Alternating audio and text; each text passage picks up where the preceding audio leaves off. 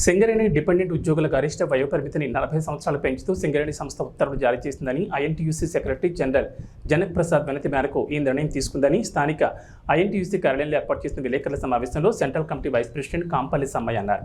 ఈ సందర్భంగా మాట్లాడుతూ తెలంగాణ ప్రాంతం సింగరేణిలో టీఆర్ఎస్ ప్రభుత్వం ఉన్నప్పుడు తెలంగాణ బొగ్గుగని కార్మిక సంఘం అధికారంలో ఉండి మేము కార్మికుల హక్కుల పోరాటం కోసమే ఉన్నామని గొప్పలు పలికిన టీబీజీకేఎస్ కార్మికుల హక్కులను కాపాడడంలో విఫలమవడమే కాకుండా గత కొంతకాలంగా కార్మికుడు మెడికల్ ఇన్వాలిడేషన్కు గురైన మరణించిన కారుణ్య నియామకాల్లో వారసులకు బదిలీ వర్కర్లుగా డిపెండెంట్ ఉద్యోగ అవకాశాలు కల్పించడానికి ఎదురుచూసి కార్మికుల పిల్లలు ఏజ్ బార్ అవుతున్న తరుణంలో రాష్ట్ర ప్రభుత్వంలో కేంద్ర ప్రభుత్వంలో 35 నుంచి 40 సంవత్సరాల వయసున్న పొడిగించిన విధంగా ఈ సందర్భంగా మాట్లాడుతూ తెలంగాణ ప్రాంతం సింగరేణిలో టీఆర్ఎస్ ప్రభుత్వం ఉన్నప్పుడు తెలంగాణ బొగ్గుగని కార్మిక సంఘం అధికారంలో ఉండి మేము కార్మికుల హక్కుల పోరాటం కోసమే ఉన్నామని గొప్పలు పలికిన టీబీజీకేఎస్ కార్మికుల హక్కులను కాపాడడంలో విఫలమవడమే కాకుండా గత కొంతకాలంగా కార్మికుడు మెడికల్ ఇన్వాలిడేషన్కు గురైన మరణించిన కారుణ్య నియామకాల్లో వారసులకు బదిలీ వర్కర్లుగా డిపెండెంట్ ఉద్యోగాల అవకాశాలు కల్పించడానికి ఎదురుచూసి కార్మికుల పిల్లలు ఏజ్ బార్ అవుతున్న తరుణంలో రాష్ట్ర ప్రభుత్వంలో కేంద్ర ప్రభుత్వంలో 35 నుంచి 40 సంవత్సరాల వయసును పొడిగించిన విధంగా సింగరేణిలో కూడా వయసును పొడిగించాలన్నారు.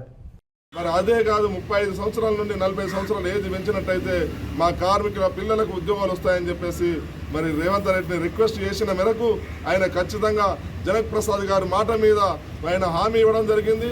నేను ఈ పార్లమెంట్ ఎలక్షన్లు అయిన తర్వాత ఖచ్చితంగా 35 సంవత్సరాల నుండి 40 సంవత్సరాల ఏజ్ పెంచడానికి నేను ఆదేశాలు ఇస్తా, ఆదేశాలను అమలయ్యే విధంగా చూస్తా అని చెప్పేసి మరి ఆయన రేవంత్ రెడ్డి గారు జనక్ ప్రసాద్ గారికి హామీ ఇవ్వడం జరిగింది.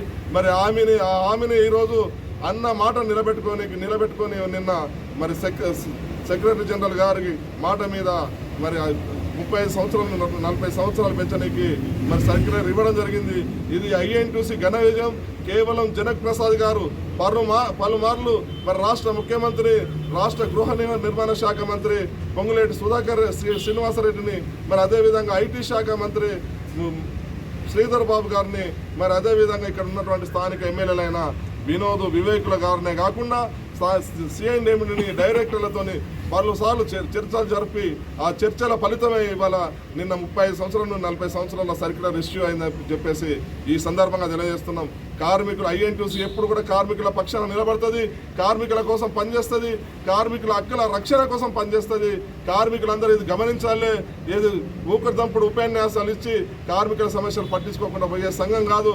జనక్ ప్రసాద్ గారు ఎప్పటికప్పుడు కార్మిక హక్కుల కోసం పనిచేస్తుండ్రు, కార్మికుల హక్కుల రక్షణ కోసం పనిచేయడం జరుగుతుంది.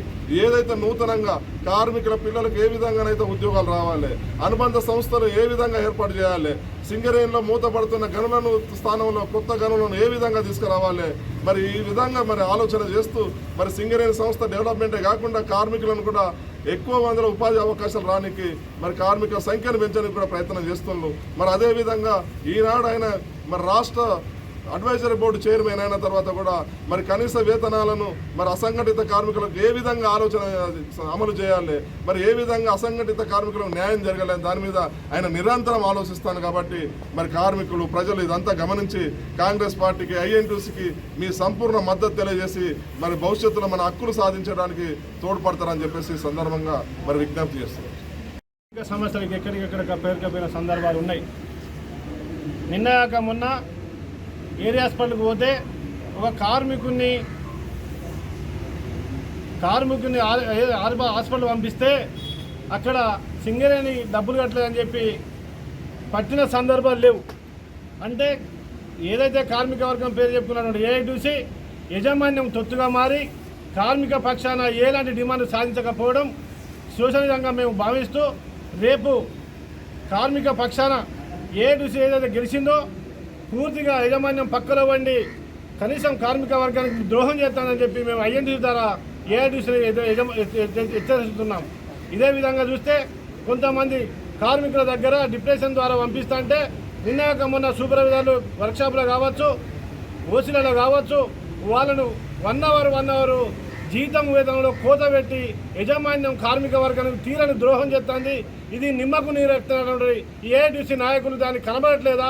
నిన్నాక మొన్ననే ఓట్లేసి గెలిపించుకున్నటువంటి ఏఐటీయూసీ నాయకులు కనీసం దీన్ని సిగ్గుపడేటువంటి అవకాశం ఉన్నప్పటికీ యజమాన్యం తొత్తున చేరి కార్మిక వర్గానికి పూర్తిగా ద్రోహం చేస్తామని చెప్పి ఐఎన్టీయూసీ ద్వారా మేము యజమాన్యాన్ని కానీ ఏఐటీయూసీని కూడా హెచ్చరిస్తున్నాం. కాబట్టి మిత్రులారా, ఒకవేళ అండర్గ్రౌండ్లో జరిగినటువంటి కార్మికులకు దెబ్బలు తాకితే వారికి సెకండ్ రిపోర్ట్ ఇవ్వకుండా యజమాన్యం డాక్టర్లకు ఫోన్ చేసి రిటర్న్ తెప్పించుకొని కార్మికులకు చాలా ద్రోహం చేస్తానని చెప్పి మేము ఐఎన్టీసీ ద్వారా హెచ్చరిస్తూ రేపు రాబోయే రోజుల్లో కూడా కార్మిక పక్షాన ఐఎన్టీసీ ముందుండి వారి సమస్యలపైన కొట్లాడడానికి సిద్ధంగా ఉన్నారని చెప్పి మేము మందవారి బ్రాంచ్ తరఫున కోరుకుంటూ నిన్న ఈ స్టేట్ గవర్నమెంట్ ముఖ్యమంత్రి రేవంత్ రెడ్డి గారు కావచ్చు, INTUC secretary general Janaka Prasad గారు కావచ్చు, మా మందవారి బ్రాంచ్ తరఫున కార్మిక వర్గానికి వారికి ధన్యవాదాలు తెలియజేస్తూ ఈ ముగిస్తున్నారు.